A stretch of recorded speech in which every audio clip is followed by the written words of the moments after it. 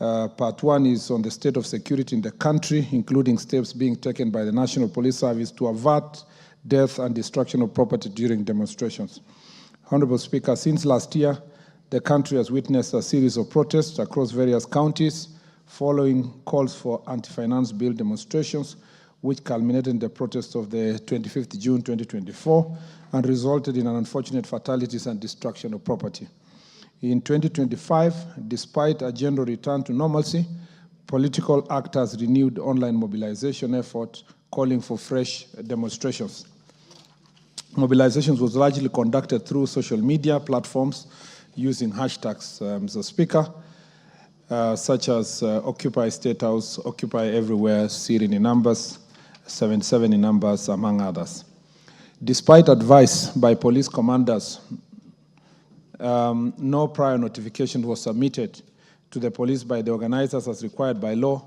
Consequently, the National Police Service only became aware of the planned protest through media, prompting the police to prepare the necessary security plans to maintain public safety and restore order. In other cases, some organizers assured security agencies that the demonstration would be peaceful. However, Mr. Speaker, contrary to these utterances and assurances, the protests quickly escalated into chaos and violence, culminating in incidences of looting, arson, and widespread destruction of public and private property. The protests were further characterized by widespread acts of lawlessness, which led to torching of 9 police stations and posts, Deputy County Commissioner's office, and court buildings. In addition, numerous supermarkets and private business premises were vandalized and looted, resulting in significant economic losses and disruption of essential services. In particular, Mr. Speaker, during Sabasaba demonstrations, 25 lives were lost, with 45 civilians and 170 police officers injured. Key among the government offices and premises that were damaged in the 2 demonstrations include the Assistant Chief's Office, Molo Ward Administrator Office, and Molo Railway Station, Nakuru County, Office of the Women Representative in Kisii County, NCPB Sagana Administration Block. And on 25th June, Mr. Speaker, we regrettably lost lives, and close to 600 others were injured, including 496 law enforcement officers. Public facilities also bore the brunt of the destruction, including Dagoretti Police Post, where the criminals stole guns and razed residential buildings housing the police families. In Kikuyu, a mob attacked government offices, torching Kikuyu Police Station, the sub-county headquarters, National Registration Bureau offices, county government offices, Assistant Chief's Office, the Kenya Forest Service Office, Kikuyu Law Courts, as well as Dagoretti Police Post and police lines. They also partially destroyed the Kikuyu Sub-County Probation Office and damaged 4 motor vehicles belonging to Dagoretti Police Post, including that of other officer in charge. Other property destroyed in the Dagoretti Police Post, Mr. Speaker, includes 3 Probox vehicles, 1 double cabin, county government vehicle, a school bus, and 14-seater matatu that were parked within the police station. 5 guns were also stolen in Dagoretti Police Post, as I said. Another 4 firearms were burned in Gashui Police Post. One of the guns stolen in Dagoretti on 25th of June was used to commit robbery in Naivasha the following day. Further, on June 25th, a rowdy group of youth attacked Matu Police Station, leaving 8 officers injured and several government vehicles damaged. The building housing the station was also destroyed. 18 suspects were charged in connection with this particular attack.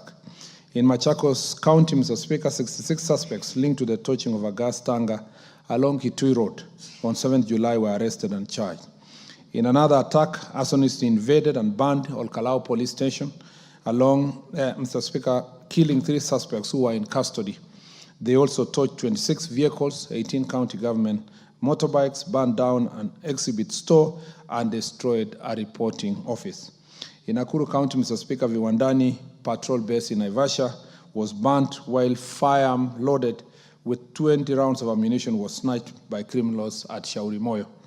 Several other security installations across the country were attacked, leaving citizens exposed A total of 16 police stations and posts were either burned or destroyed, and on the 2 days of terror. In Naivasha, Nakuru County, goons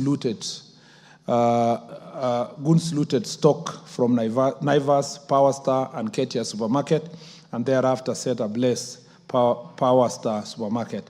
A total of 100 people were arrested and charged with various crimes in relation to these acts of criminality.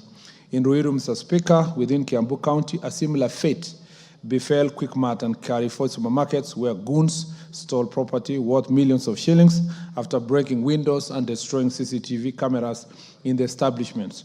A total of 86 arrests were made in relation to the crimes committed on various charges were preferred.